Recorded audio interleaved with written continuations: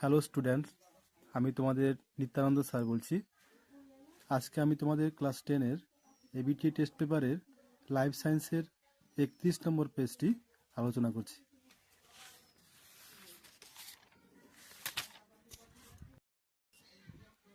বিভাগ কয়ের প্রতিটি প্রশ্নের সঠিক উত্তর নির্বাচন করো।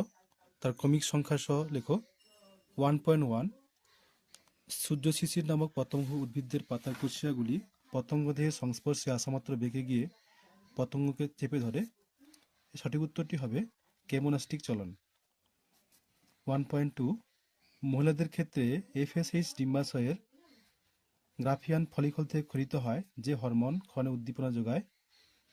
অপশান দেওয়া আছে টিএসএইচ, এডিএইচ, ইস্ট্রোজেন, এসিটিএইচ। সঠিক উত্তরটি হবে oestrogen, option number C. 1.3 mitosis কোষ বিভাজনের কোন দশায় নিউক্লিয় পর্দা ও নিউক্লিওলাস অবলুপ্তি হয়?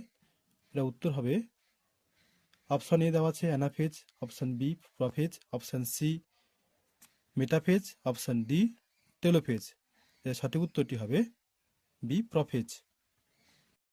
পরীক্ষায় F2 জনুর জিনোটাইপ অনুপাত, উত্তরটি হবে এ 1:2:1। 1.5 এর উত্তরটি হবে ব্যাঘ্র প্রকল্পগুলির মধ্যে কোনটি আমাদের রাজ্যে অবস্থিত? উত্তর হবে অপশান সি সুন্দরবন। 1.6 মানুষের অটোজমে থাকা জিন দ্বারা নিচের কোনটি নিয়ন্ত্রিত হয় না? এর উত্তর হবে অপশান বি হিমোফিলিয়া।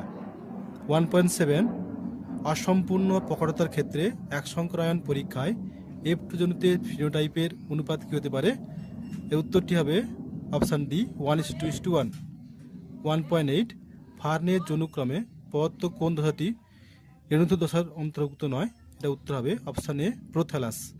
1.9 এর উত্তরটি হবে কোনো একটি খাদ্য শৃঙ্খলে ক্লোরিনযুক্ত কীটনাশক প্রবেশ করলে নিচের কোন ঘটনাটি ঘটে? উত্তর হবে এ জীব বিবর্ধন।